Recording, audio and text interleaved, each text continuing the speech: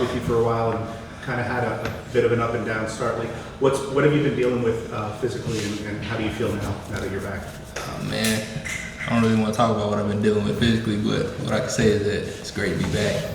All my teammates embraced me, coming back from what I came back from, but, it just feels good. And do you feel that you were at your best this past game? I think so. Top physical condition is as far as that, but I think I have more to offer. Michael and Troy. Do you guys both consider yourselves like Houstonians? Yeah. Is that accurate? How close are your hometowns to downtown? You wanna go? You wanna say? Mine's probably 30 miles west of Houston, so I really claim Katy, but it's close enough. Mine north of Houston, so from people that's not from Houston, I tell them I'm from Houston, but where I'm really from is New Caney. Did you grow up rooting for the Texans or Houston, University of Houston, or did you have other rooting interests? My family, we grew up Texans fans. My dad's a Cowboys fan. I support him sometimes. He's watching them alone.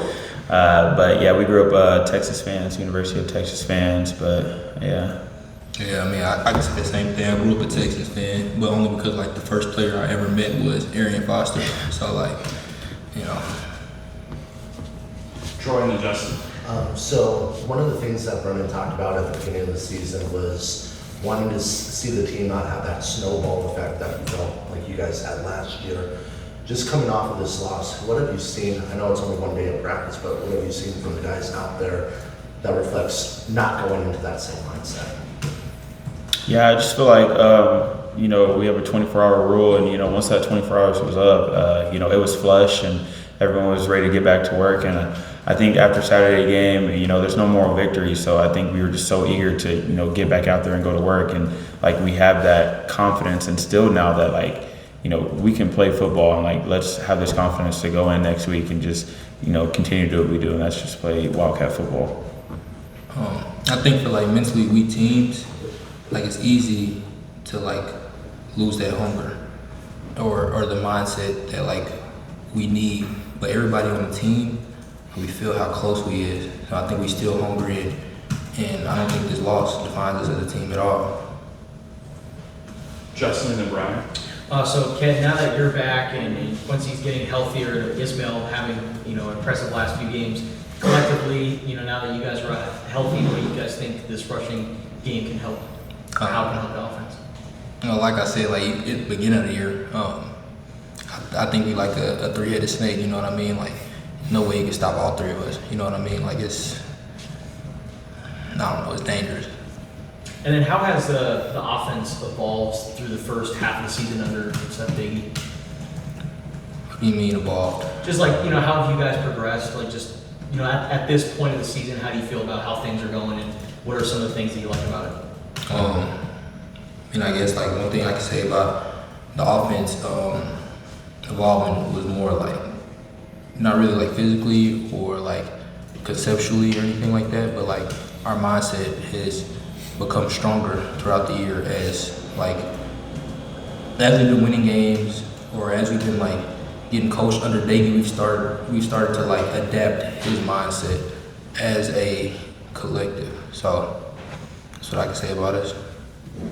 Brian and Michael. Dalton, what do you think was the biggest issue for you guys as far as defending the run this past game? I would just say it gets a little harder when it's quarterback run because technically they +1 you. We try to +1 in the box, but when you involve a quarterback, it +1's an extra blocker. So I think we're out of the wrong gap sometimes, myself included. There was multiple times where I should have been somewhere and I wasn't. I think just the +1, and it can expose the defense, and so it's got to be more aggressive on it. And would you expect that Houston, seeing the trouble that maybe you guys had with that they might try to implement that a little bit more? Yeah, I think they might. I know they like to, get their quarterback involved when they can. He doesn't run as much as the previous quarterback we just played did, but they do like to use him when they can. So, I would expect it, and we're ready for it. Michael and Troy. One question for each. For Dalton, you guys have had success on the road in the past. But since that Utah game last year, things really haven't gone that well on the road. What does it take to win a road game? What's the difference between like that Utah game and maybe some of the ones after? Yeah, I would just say it's really just how you prepare that Friday. When you're traveling, just make sure you're detail oriented, and you just have everything handled before from school and just knowing the playbook. And when you arrive to Houston, we should be game ready and ready to play that instant. But we prepared for this in the off season, to win October and November, win the road games because those are important, And so, we're ready for it, and we just got to be ready mentally. Sure. And then for Kedrick, obviously you guys have had issues in the red zone situations where you want to score touchdowns and you're ending up with field goals, or you're turning the ball over and downs. What have the coaches been talking about this week as far as improving in the red zone? Man, we just gotta finish and keep our foot on their neck. You know what I mean? Like I said, our mindset is changing, but we still got things to clean up. Troy and Justin. Kind of piggybacking off of that, Kedrick, third downs have been Jekyll and Hyde for this unit so far this season. Where do you think lies in the details of excelling on third down? Where do you think you guys can improve on those third down situations? Just gotta be detailed. I mean, there's nothing more to it, to be honest with you. Because everything that, he can call whatever he wants. If we detail, nobody can stop us. Justin. So Dalton, how did it feel to get a pick first time since 23, right? Yeah, no, it felt great. Obviously, as a DB, that's what you want is the picks. The picks pay the big bucks. But I was excited. I seen the ball go behind and see him come wide open, and so I figured he was going to throw it there, and there it was. So yeah, it's been a while. So it's something I've been trying to work on is hunt the ball. So hopefully this is the first, and we're going to continue. And then you guys have more picks already this year than you had all last year. So what has been key just in terms of you guys becoming more ball hawks? Yeah, I think I would say maybe it's Coach G's defense. We're a little bit more spaced out, and as well as what we're practicing. Practicing our ball drills, and you practice how you play, so we're able to get our eyes more on the quarterback and try and really read that. And I feel like the more experience that me, Jen, and Stooks have, we're able to read one step, three step, and kind of get a jump on where the quarterback's going. Any more questions, Michael? How many family members are you going to have at this game, and did you have to hit up your teammates to get tickets or anything of that nature? Shoot, I'm still hitting my teammates up. I don't know how many people I'm supposed to have. Yeah, I'm at I think I'm at 28 or 30. Yeah, I've been moving quick to get tickets, so hopefully, people can't make it and I can dish them out to kid. What's the normal allotment that you get for a game, or the normal amount of people who will come? I think last year at TCU, I think I had 45 people. Oh, really? Yeah. Yeah, if we're playing here, normal is, I guess, 4, the normal 4 we get. But when we were at, TCU? Yeah, I think I had about 25. The Alamo Bowl, that was the most. I think I had 36. Yeah. So I've seen at some of the home games, customized graphic T-shirts and stuff. Is there any of your family members doing stuff like that for you? Yeah, my people, they always do the graphic tees. I don't know. I thank them for it. For both of you, what does it mean to have that support? Oh, it means the world. I mean, that's my support system. You know what I mean? Without them, I don't think I'd be anything.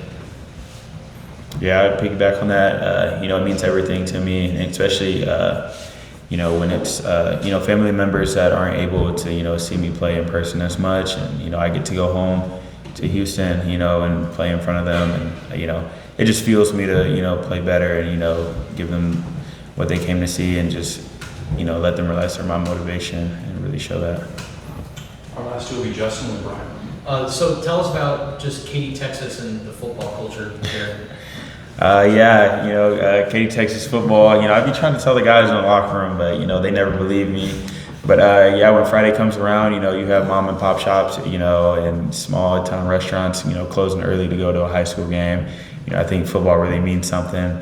But I'm so glad I went there to Katy High School. I feel like that football program is really college-like, and it got me ready for the next level. yeah, it's carried over. So I'm really thankful for Coach Joseph and the football staff over there. And since you've been here since 2021, what do you make of the kind of the wave of players from Texas coming over? I'm sure it's only grown since you've gotten here. Yeah, with the previous staff, it wasn't as much. I know they were more West Coast, and Coach B and his staff came in, and Coach B even said, he's going to go get Texas guys, and I was all aboard with that because Texas football means a little something more. All right, thank you, everybody.